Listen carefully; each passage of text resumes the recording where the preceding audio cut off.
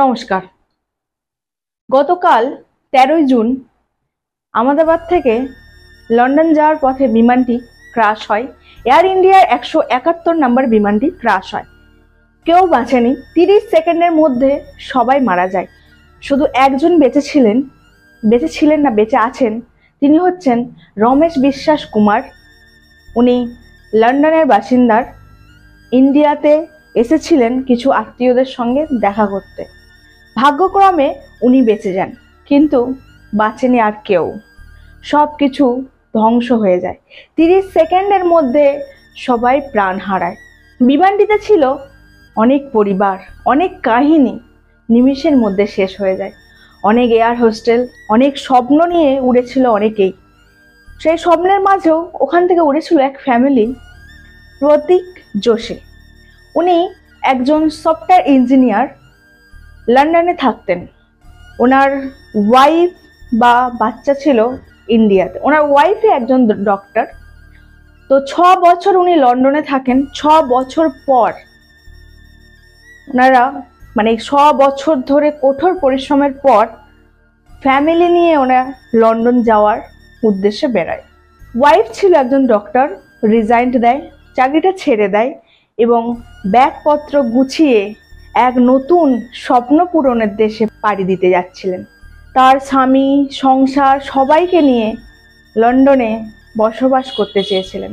ব্যাগপত্র গুছিয়ে আত্মীয় স্বজনদের বিদায় দিয়ে এক রাশ আনন্দ উৎসাহ নিয়ে বেরিয়ে পড়েছিলেন লন্ডনের উদ্দেশ্যে।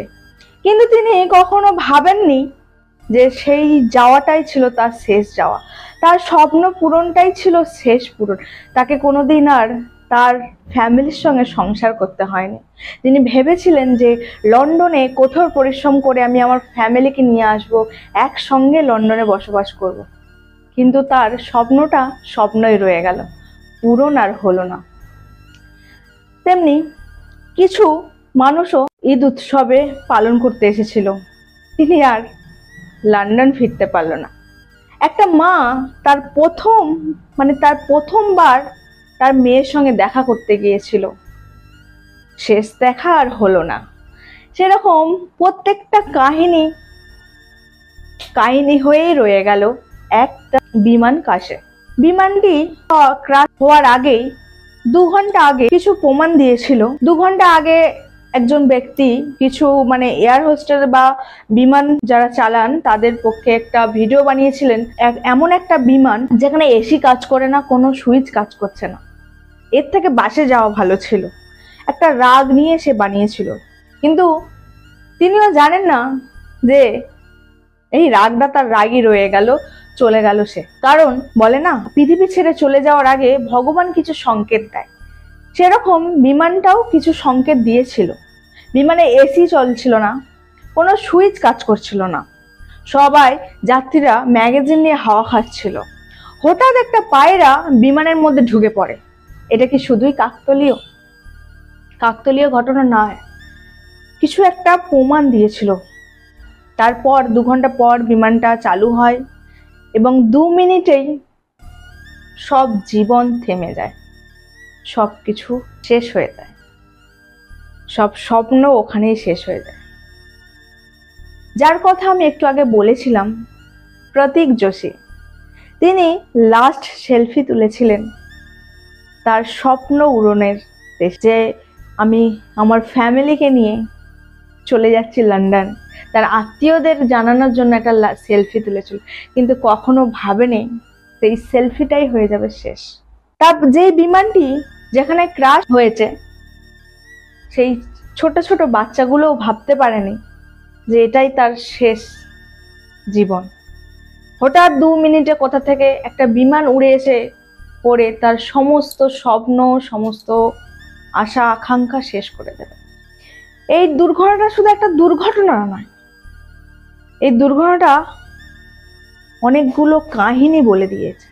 অনেকগুলো, সত্যি বলতে গেলে আমি ভাষা খুঁজে পাচ্ছি না, আমি কিভাবে বলবো। ছোট ছোট মুখগুলো যখন দেখি, কষ্টে ভেতর থেকে একটা কষ্ট হচ্ছে। কত আনন্দ নিয়ে, কত উৎসাহ নিয়ে কেউ হয়তো তার আত্মীয় স্বজনদের সঙ্গে দেখা করতে এসে লন্ডনে যাচ্ছিল, কেউ বা ইন্ডিয়া ঘুরতে এসে লন্ডনে তার ফিরে যাচ্ছিল দেশ, ওখানে অনেক রকম প্রজাতি আছে, কিন্তু একটা কথা কি দেখেছেন, আমরা জাত ধর্ম নিয়ে লড়াই করি। এই বিমান ক্রাশে একটা কথা বলে দিয়েছে, যতই আমরা জাত ধর্ম টাকা পয়সা সম্পত্তি নিয়ে লড়াই করি না কেন, যেতে হবে ঠিক একটা জায়গায়। দেখুন, কয়েক নিমিষে শেষ হয়ে গেল কতগুলো প্রাণ। হয়তো ভাগ্যক্রমে তার ভাগ্য ভালো ছিল বলে ভগবানের কৃপায় একজন বেঁচেছে, রমেশ বিশ্বাস কুমার। ওনার জন্য প্রার্থনা করি উনি সুস্থ থাকুক, ভালো থাকুক। কিন্তু যারা চলে গেল, কতগুলো ফ্যামিলি নষ্ট করে দিয়ে গেল, এক একজনের তো পুরো ফ্যামিলিটাই শেষ হয়ে গেল, আর তাদের ফ্যামিলিতে কেউ রইল না, সব ধ্বংস হয়ে গেল। তার জন্য একটা জিনিসই বলবো, হ্যাঁ, আর একটা জিনিস, ভগবানের অসীম কৃপা না অলৌকিক কোনো ঘটনা, কি বলবো আমি বুঝতে পারছি না, আমার কোনো ভাষা নেই। যেই বিমানে তার জ্বালানি লোড করা ছিল, মানে আহমেদাবাদ থেকে একদম লন্ডন অবধি যাবে, কোথাও সে দাঁড়াবে না, তাই তার যতটুকু জ্বালানি দরকার, মানে যতটুকু আগুন তার ওখানে লাগবে, সে কিন্তু সব কিছু নিয়েছিল। একটা মানে আগুনের তাপমাত্রা প্রবল ছিল, যেখানে লোহা পর্যন্ত গলে গেছে, কিন্তু পুড়েনি শ্রীমদ্ ভগবত গীতা। প্রথম পেজটা দেখে মনে হচ্ছে যে না, এর সঙ্গে একটা ঘটনা ঘটেছে, কিন্তু যখন পেজটা খুলে তাকে দেখা হয়, একটা পাতা পুড়েনি, ভেতরের পাতা এখনো পড়েনি। এখনো শ্রীমদ্ ভগবত গীতা পড়া যাবে, বইটা এমন অক্ষত ভাবে আছে, এত সুন্দর ভাবে আছে। এটা কি ঘটনা আমি জানি না, কি আশ্চর্য, ভগবান শ্রীকৃষ্ণের বা মহাপ্রভুর কোনো ছবি কিন্তু পুড়ে যায়নি, আস্ত আছে, সুন্দরভাবে আছে। হ্যাঁ, প্রথম পৃষ্ঠাটা দেখে বোঝা যাচ্ছে যে এই বিমানে ছিল ওই বইটি, কিন্তু পুড়ে যায়নি, লোহা পর্যন্ত গলে গেছে, ওটা পুড়ে যায়নি। মানুষ ছাই হয়ে গেছে, একটা মানুষও বেঁচে ফিরেনি, একটা মানুষ ছাড়া আর মানুষ বেঁচে ফিরেনি, কিন্তু তাও ওটা পুড়েনি। কিন্তু এখনো জানা যাচ্ছে না যে ওটা কোথা থেকে এসেছে, নিশ্চয়ই কোনো যাত্রীর কাছ থেকেই আসবে। তারপরে একটা গোপাল ঠাকুরের সুন্দর মূর্তি, একদম সুন্দর জামা কাপড় পরিয়ে যেমনটি নিয়ে গেছিল তেমনটি আছে। এগুলো কিসের সংকেত আমরা মাঝে মাঝে ভুলে যাই। আমরা এখন মানুষরা এমন হিংস্র মানে পশু হয়ে গেছি না, পশু বলতে বাধ্য হচ্ছে।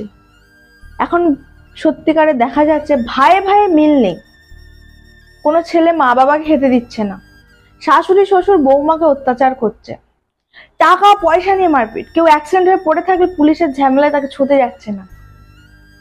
কিন্তু এই যে বিমান অ্যাক্সিডেন্টটা হলো, কজন বেঁচেছে, ক মিনিট লেগেছে মৃত্যুবরণ করতে, হিন্দু মুসলিম খ্রিস্টান সব একই জায়গায় গেছে, সেইখানে কেউ বাঁচেনি। তাই আমার কাছে এই ভিডিও থেকে একটাই অনুরোধ, আমরা টাকা পয়সা নিয়ে যেতে পারবো না, আর এখন তো নিঃশ্বাসেই বিশ্বাস নেই। আমি আজ ভিডিও বানাচ্ছি, কয়েক সেকেন্ড হয়তো পরে আমি নাও থাকতে পারি, সবই কপাল। তাই আমার একটাই অনুরোধ, হিংসা মনে রাখবেন না, এই দুর্ঘটনা থেকে একটু অন্তত বোঝার চেষ্টা করুন। টাকা পয়সা হিংসা এগুলো আমরা নিয়ে যেতে পারবো না, আমরা আজ আছি কাল নেই। তাহলে কেন কেন এই হিন্দু মুসলিম মারপিট, কেন এই ভাই বোনের মধ্যে অশান্তি, কেন টাকা পয়সা নিয়ে, কেন পণের জন্য কত গৃহবধূকে সুসাইড করতে হচ্ছে, কেন? আমরা তো সবাই একটা জায়গাতেই যাব, যেখানে যাব সেখানে তো হিন্দু মুসলিম কেউ দেখবে না, যেখানে যাব সেখানে তো টাকা পয়সাও লাগবে না। তাহলে আমরা কেন কেন এতটা অক্ষিপ্ত হয়ে থাকি, মানুষের প্রতি কেন এত বিরক্তি বোধ হয়ে থাকি, কেন এত হিংসা করি, কেন? আমি যদি এই ভিডিওটার মাধ্যমে কিছু ভুল বলে থাকি আমাকে অবশ্যই ক্ষমা করবেন, কিন্তু আমারও একটা কিছু বলার আছে। আমি যদি কখনো কারোর মনে দুঃখ দিয়ে থাকি, এই ভিডিওর মাধ্যমেই আমি ক্ষমা প্রার্থী। কারণ বিশ্বাস করুন, এই একটা দুর্ঘটনা মানে ভাষা খুঁজে পাচ্ছি না, এত কষ্ট হচ্ছে ভেতর থেকে, এতটা মানে যখন দেখছি ছবিগুলো বুক ফেটে যাচ্ছে। কত সুন্দর সুন্দর ফুটফুটে বাচ্চা, তারাও পৃথিবী ছেড়ে চলে গেল। তবে এক একজন ভাগ্যটাও দরকার। যেমন রমেশ কুমার বিশ্বাস, উনি ভাগ্যের জোরে বেঁচে গেলেন। আর একজন মহিলা ছিল, তিনি মাত্র 5 মিনিট লেট হয়েছিল বলে তাকে ঢুকতে দেয়নি বিমানে। সে বারবার অনুরোধ করেছিল, আমার চাকরি চলে যাবে, আমার টাকাটা নষ্ট হয়ে যাবে। কিন্তু কিরকম ভাগ্য দেখুন, তার 5 মিনিটের জন্য তার জীবনটা বেঁচে গেল।